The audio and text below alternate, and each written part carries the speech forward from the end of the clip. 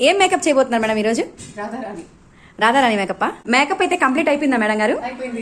ఒక్కసారి చూపించండి. వావ్, చాలా బాగుంది మేడం. అసలు రాధని కళ్ళ ముందు చూసినట్టుంది మేడం, చాలా బాగుంది. ఓ, చాలా క్యూట్ గా ఉన్నావు నాన్న నువ్వు. చెప్పండి. జై శ్రీకృష్ణ. జై శ్రీకృష్ణ.